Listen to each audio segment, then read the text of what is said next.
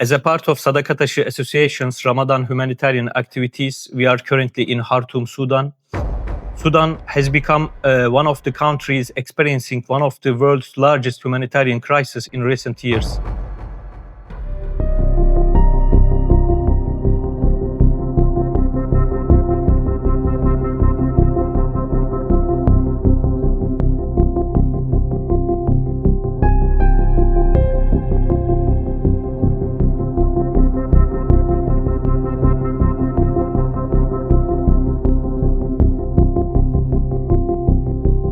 However, what is happening today is the result of a long political and social process. Sudan was ruled for nearly 30 years by President Omar al-Bashir. In 2019, following an economic crisis, rising living costs, and widespread public protest, Bashir's government was overthrown and the country entered a new transitional period. However, this transition did not bring the stability many had hoped for. A power struggle emerged between the Sudanese army and paramilitary force known as the Rapid Support Forces, RSF. The Sudanese army is led by General Abdel Fattah al-Burhan, while the RSF is led by Mohammed Hamdan Dagalo. The tension between these two forces escalated into open war on April 15, 2023. Fighting has been particularly intense in the capital city of Khartoum and in the Darfur region.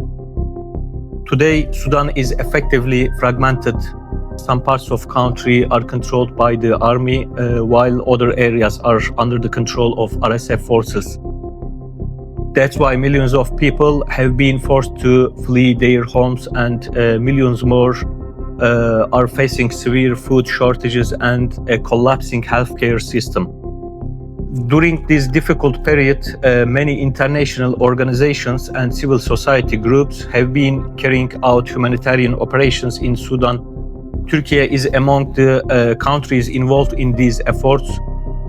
Turkey's role in Sudan is shaped mainly through humanitarian aid, diplomacy, and cultural relations.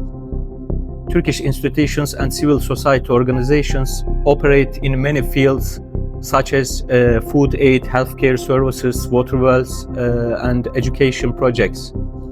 Actually, the relationship between Turkey and Sudan is not new. Historical and cultural ties between the two societies date back to the Ottoman period.